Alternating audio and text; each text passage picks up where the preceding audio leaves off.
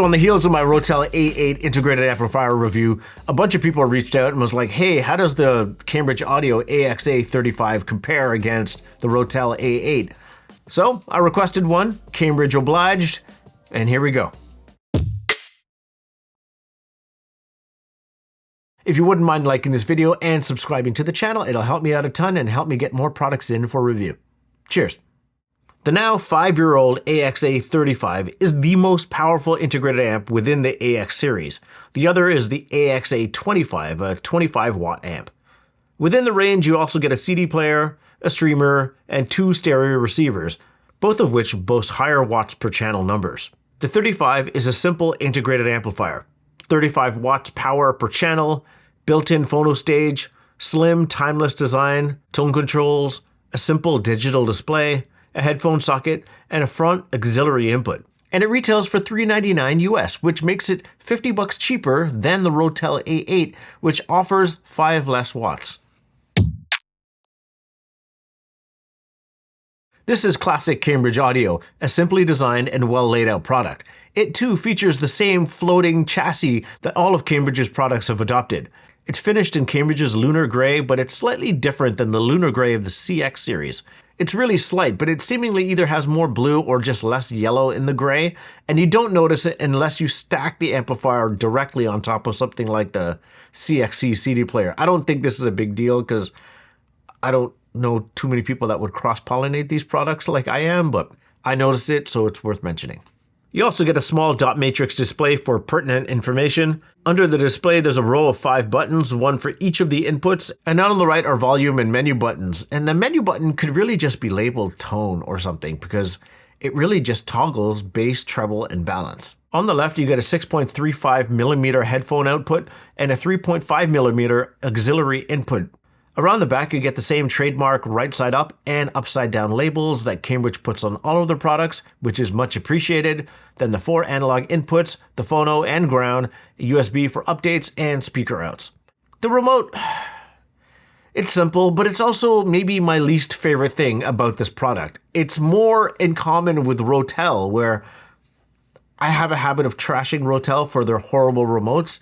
It's a chunky black letdown, and it doesn't really feel like a Cambridge Audio remote. There's no Bluetooth on board, making this strictly an analog product, but I also keep in mind that this was released a few years ago, and the newly released Rotel A8 doesn't have Bluetooth either. And just like the A8, you also get a phono stage, but you also get a record out, which outputs a full signal independent of volume control, but no sub out. Now you could, I guess, use the rec out as the sub out, but since it's independent of volume control, you would have to manually adjust the subwoofer every single time, which don't do that. But then the only way to connect a subwoofer would be speaker outs to your sub and then sub to your speakers. I'm not doing it. And I didn't do it for the Rotel A8. There's no sub out. I'm not connecting a sub. I figure that's fair.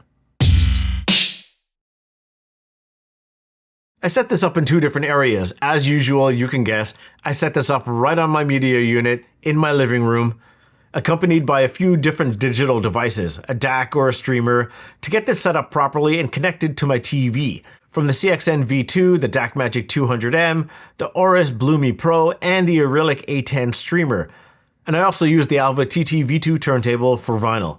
The second setup was right here in my office, actually just right over there. I think you can see it creep into the frame, connected to the CXC CD player and the DAC Magic 200M, powering a variety of different speakers. Starting off listening in my main room, 35 watts of power is more than enough. It's more than enough for my 12x10 main room. It's more than enough power for the Q Acoustics 3020i, more than enough for the Q Acoustics 3030i. It's more than enough for the B&W 606 S3, the ELAC DB63, the Totem Loon. It's even more than enough for the Sonus Faber Lumina 2 Amateurs. So I think it's safe to say that if you have a fairly efficient pair of bookshelf speakers, that this amp would work no problem. And of course, as a self-confessed Cambridge Audio fanboy, I like their house sound, though with small bookshelf speakers, I like to bump up the tone by 2 notches. I do that on my Evo 150, but fortunately within this amplifier, the tone can only be adjusted by 2 increments. So the bass up 1 notch is 2. That's how I have it set. Any DAC should work well with this amplifier, but for my purposes, finding one that I can connect to my TV without optical stutter is a win. So I preferred the DAC Magic 200M. I'm sure there are other options that are cheaper, but I had this on hand, so why not use it? And I also stream from the CXN V2 via RCA. I think though, if you were looking for a Cambridge product from this series to connect to your TV, you would logically be looking at the AXA 100 stereo receiver. The PhonoStage works perfectly well. To be honest, I didn't notice too much of a difference going between the one internally and the one inside the Alva TT V2. The front panel headphone output works perfectly well with both my Sennheiser HD650s and the Cambridge Audio P100s. I couldn't quite figure out what to connect to the front panel auxiliary input other than the Aston & Kern A-Norma 35. If I'm being honest, I feel like this input would go away on the next iteration of this product, maybe replaced by something like USB-C. So keeping it similar with the Rotel A8 review, I decided to run some old school tracks first. So there's Waiting in Vain, Bob Marley and the Wailers, Before I Let Go, Frankie Beverly and Maze, Remind Me from Patrice Rushen, and Water Get No Enemy from Fela Kuti. The striking thing to me is how good this product sounds right out of the gate. There's no break-in time or grace period where I have to get used to a deficiency in the sonic presentation. It just sounds good from the get-go. There's no sibilance up top. There's no mushiness in the lows. It's just good sound. Now, I didn't have the Rotel A8 in-house at the same time, but if I'm to rely on my poor memory, I would say that these amplifiers have very little to separate them sonically. For small speakers, I would say I prefer the Q Acoustics 5010 and the Totem Loons. The key difference between those speakers is the Totem Loons just have a better off-axis response, meaning you can just dance around your living room and it will sound better from different positions versus the Q Acoustics, which has a bit more of a focused sound. Switching the speaker sizes and moving to some larger speakers, this time the B&W 606 S3s, the ELAC DB63, and the Sonos Faber Lumina 2 Amateurs, and then running somewhere from Blumar 10, I hope I'm pronouncing this right, Komorebi from Etherwood, and then Easy from Robert Manos and Seba. The Lumina 2 Amateurs worked, but it felt like they needed a bit more power, and at $14.99 US, they're a bit of an elevated offering. Now, the sensible audiophile recommendation should be the ELAC DB63 paired with this integrated amplifier. It's almost a budget match made in heaven. If you want to know more about that speaker, just watch my review linked up here or down there or something. That's what I should recommend if I'm keeping the audiophile perspective in view. But if I'm being honest, with my own personal bias, my speaker reco would be the B&W 606 S3. And that's because A, I own it, have to admit that, but I also, outside of doing this review thing, I like a slightly boosted signal. I like an elevated bass, and I like a treble that comes in a little bit hot because it suits a lot of the drum and bass and dubstep that I like listening to.